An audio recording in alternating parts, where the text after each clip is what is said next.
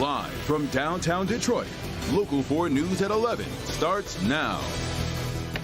Good to have you with us tonight at 11. We're going to begin with the local forecasters tracking our next round of rain, but it comes with a severe weather threat. Yeah, let's get right over to Andrew with when the first rain arrives and the timeline of tomorrow's storms. Andrew. Thank you very much, Kimberly and Devin. Well, this rain is going to come and the storm activity is going to come in 2 rounds. The first wave is going to arrive middle part of the day. This again is for Wednesday from 11 a.m. to 3 p.m. First wave of storms moves in with heavy rain, gusty winds, and the possibility of frequent lightning. Then there's a bit of a break. Warm, windy, a few scattered light showers for the afternoon rush hour for tomorrow. Then the second wave, or round 2, arrives for the evening after 8 p.m. Currently, we're looking at calm conditions. A little breezy, but temperatures are in the low 50s, anywhere from 50 degrees in Port Huron to about 51 to 53 from Pontiac over to Romulus and also in Mount Clemens. 55 over at Metro Airport, and visibility is looking good.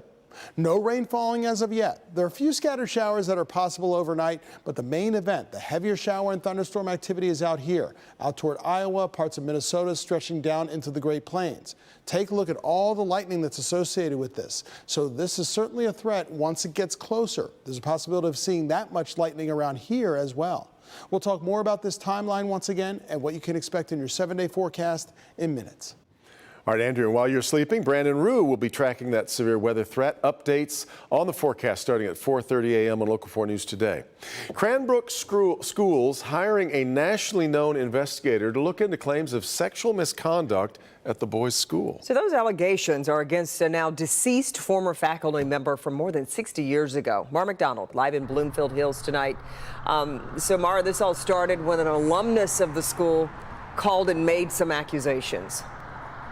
That's right, Kimberly. And now Cranbrook is saying that that investigator that it has retained has informed the school that she has found more alumni from this same time period that are essentially saying a remarkably similar story that they have heard before.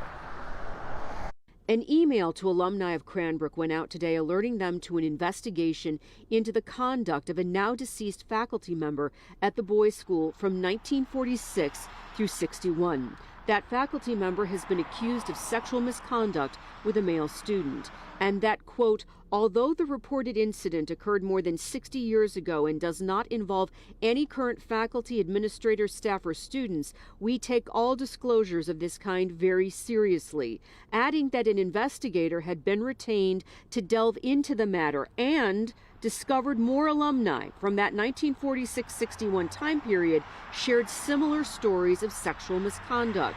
Cranbrook's media relations director said there would be no further statement than what was sent to the school community out of concern it would impact the investigation, which is ongoing, which is also why the school is not at this point releasing the identity of the former faculty member or what is alleged to have happened.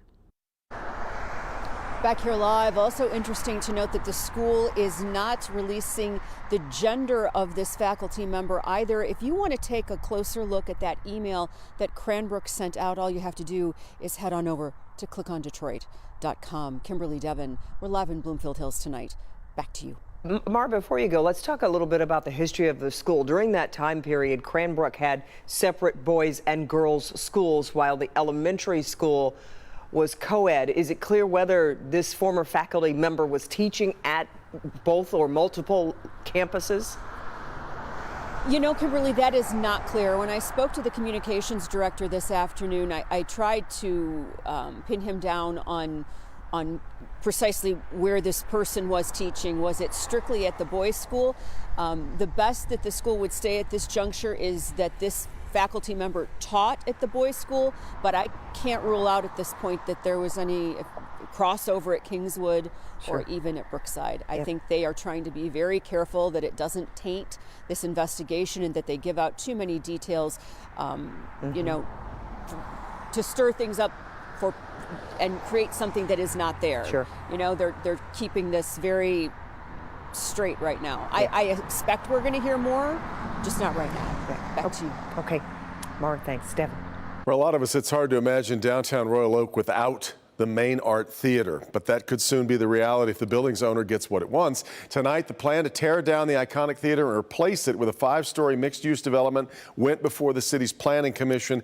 Pamela Osborne live right now in Royal Oak with more on the commission. Did we get to a final decision tonight, Pamela?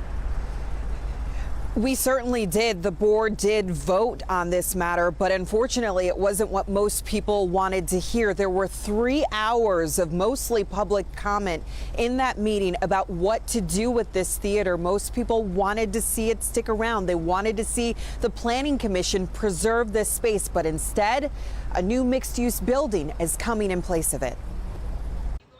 Laughed, cried in this theater, and I've made so many memories. For Jessica Boltman, the Main Art is so much more than a theater. To see this theater go after being such a center staple of this community is unfathomable to me. To Boltman and many others, it is the soul of the city, one of the last fixtures of its kind on Main Street in downtown Royal Oak.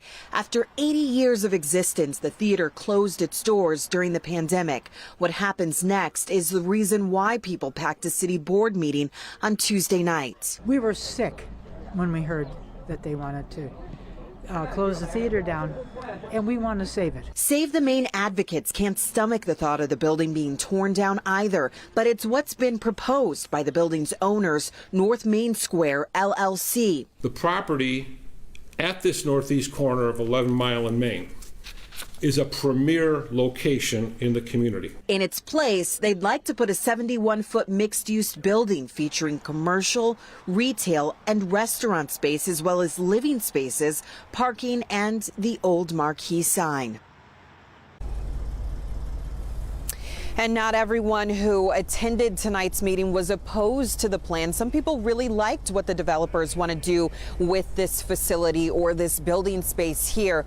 No word yet on when that demolition will take place. Reporting live tonight in Royal Oak, I'm Pamela Osborne, Local 4. If the idea of a megaplex gives you the heebie-jeebies, that's tough news to take. New tonight, the Hazel Park City Council votes against holding a cannabis festival in the summer. Two-day event called Spark in the Park would have been held in Green Acres Park in a neighborhood right off Woodward Heights at I-75. Organizers expected as many as a little over 4,000 people to attend, attracting heavy backlash from residents. And tonight, the council voted to deny a permit for the festival. Right now, a massive manhunt underway in New York City for a gunman who donned a mask and opened fire on a subway train, wounding at least 10 and injuring a total of 29 people. Police now identifying a person of interest as the search enters its 15th hour. Chaos erupting on a New York subway train. People cover their faces as smoke begins to fill the car. A gunman donning a gas mask deployed a smoke canister on a Brooklyn subway Tuesday morning, wounding multiple people with gunfire. Panicked passengers rush off the train onto a platform that's now been stained with the blood of gunshot victims. Witnesses state the male opened up 2 smoke grenades, tossed them on the subway floor, brandishes a Glock 9mm handgun. He then fired that weapon at least 33 times. As detectives processed the crime scene, they recovered a 9mm semi-automatic handgun, extended magazines, and a hatchet. Also found is a liquid we believe to be gasoline and a bag containing consumer-grade fireworks and a hobby fuse. Investigators have now identified a person of interest after finding a U-Haul key at the scene. The male, who we believe is the renter of this U-Haul in Philadelphia, is a Frank R. James, male, 62 years old, with addresses in Wisconsin and Philadelphia. We are endeavoring to locate him to determine his connection to the subway shooting, if any. And New York City agencies are offering a joint $50,000 reward for any information leading to the arrest of the gunman. U.S. inflation reaching a new peak in the month of March, setting another 40-year high. Consumer Price Index shows an 8.5% increase from a year ago. Americans being hit hard with grocery prices up 10% year over year, rent up 5%. While speaking in Iowa, President Biden promised to boost production of ethanol to try to help ease pain at the pump. He's also blaming pandemic pressures and Russia's war on Ukraine for the spike in prices. 70% of the increase in prices in March came from Putin's price hike in gasoline. We need to address this challenge with an urgency that demands. That's why I've called on Congress to move immediately to lower the cost of families' utility bills, prescription drug bills, and more, while lowering the deficit to reduce inflationary pressures. And that's what we've done. We lowered the deficit by $300 billion so far.